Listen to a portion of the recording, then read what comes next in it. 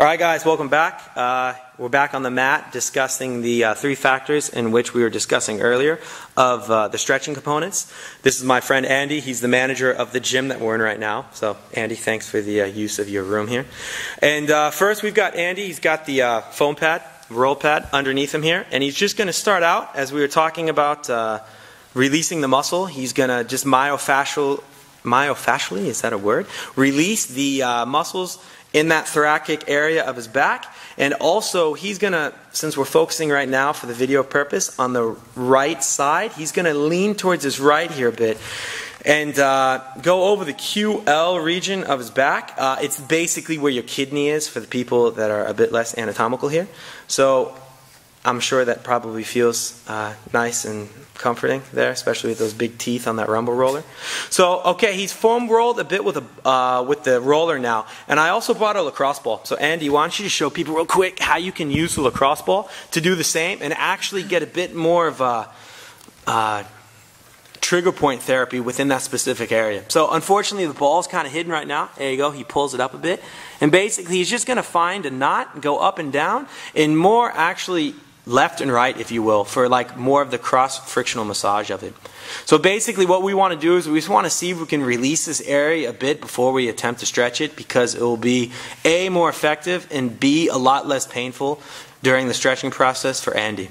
So I think that's good. Andy, why don't you now go ahead and reveal the big secret of the stretch that we're going to use to elongate the thoracic region of the back. So everybody knows this is a hamstring stretch. Andy, before you go into it, grab it with your left hand, just like this. Andy has his left leg out, and now his left hand around his left leg. This is basically purely a hamstring stretch. However, as Andy in 1 second is going to take his right arm and grab around his ankle. Unfortunately, he's wearing all black, so it's a bit hard to see. But now, I hope you can see the stretch within that thoracic lumbar region of his back. So Andy, why don't you go ahead and let go again with your right arm, and then go ahead and grab it now that I'm a bit closer.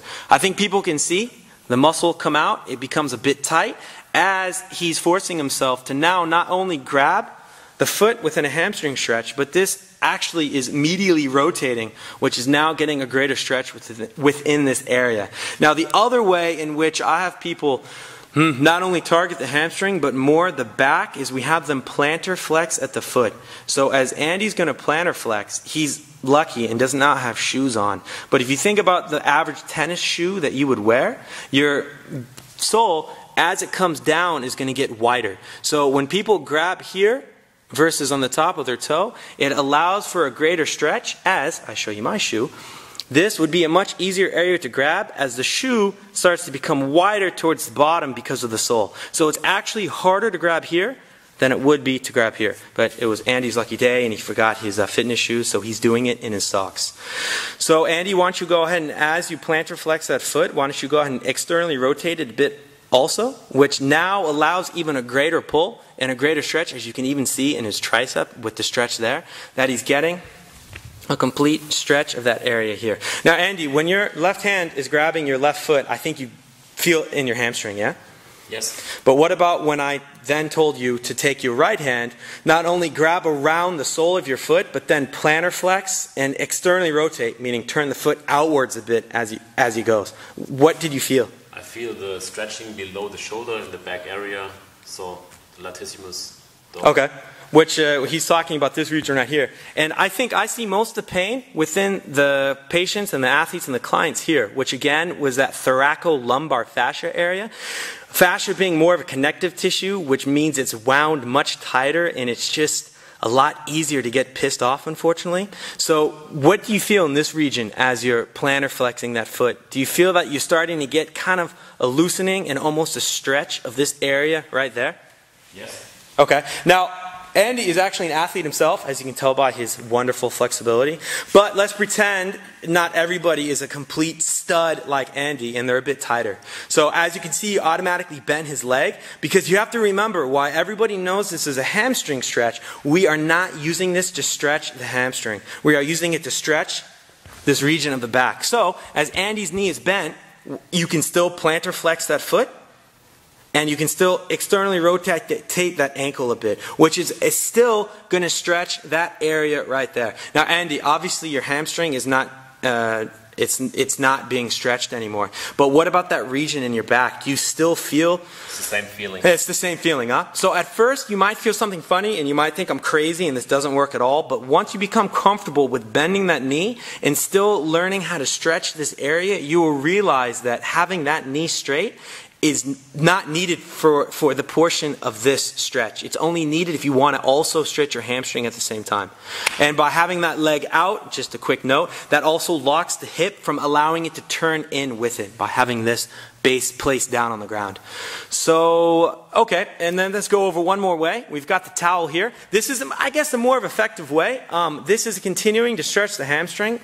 The hip is still down, which locks that pelvis from rotating into the stretch and making it easier. And now Andy can also, I'm losing myself here, can also plantar flex with that foot and still get the stretch within that portion of his back. Now Andy, out of curiosity, what do you feel more? Do you feel it more with the towel or do you feel it more with the knee bent and no towel? Without towel, in this position. Well, yeah, because you're more flexible, but what about for the average folk that can't keep that knee straight? Isn't Superman like yourself?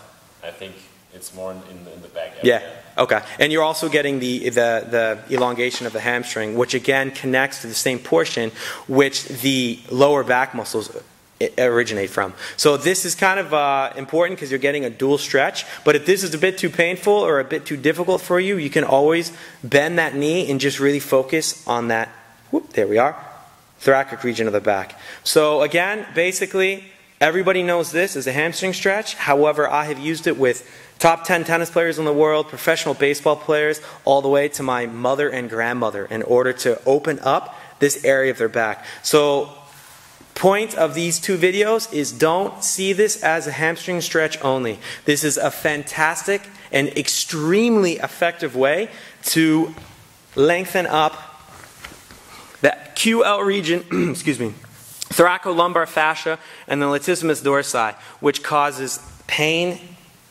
and I think almost everybody I know, from top-level athletes to moms and grandmothers. So hopefully that made some sense. If there's any questions, feel free, write me back. Don't forget the use of the lacrosse ball. If you guys don't have one of those, just steal maybe a ball from your dog. Tennis balls and baseballs also work well. And then the foam roller. These things can be purchased on its.de, or hopefully your local health club also has them in stock. All right, guys, thanks so much. And yeah, see you soon. Andy, appreciate it.